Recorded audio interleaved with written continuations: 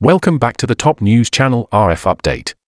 If you find my video useful, don't forget to click like and subscribe. Maros Sefcovic knelt down and cried at the criticism of Andrew Marr.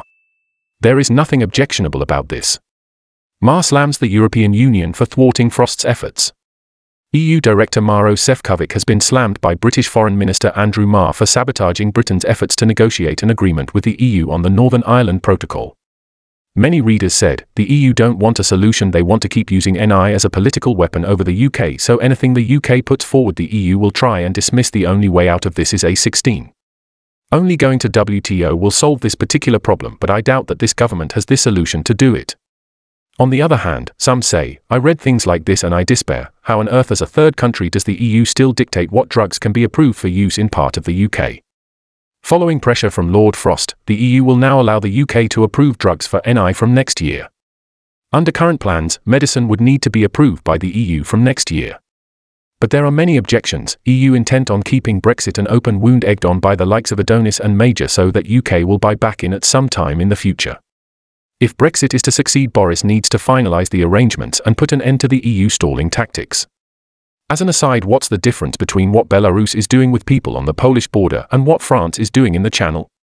The only difference appears to be Belarus is beaten up and condemned by the EU while France receives no criticism at all. Pure hypocrisy. In a recent speech, Andrew Marr said, Lord Frost has given this morning a fairly straightforward-sounding answer to what he thinks the solution could be. Is there anything in it which you disagree with?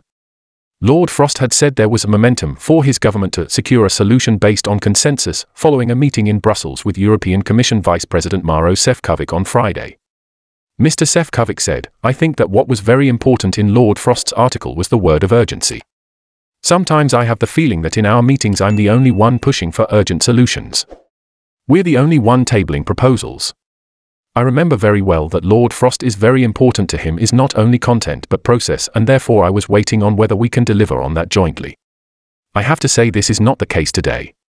Many people angrily protested that it is obvious what the EU's problem is, the fact that if the ECJ loses its power over decisions regarding the protocol then the EU cannot control the UK. It is time that the UK said enough is enough and invoked A16, if and when the EU have constructive ideas, those that do not impose their will, on how we will trade with them equally, then A16 should remain in vogue.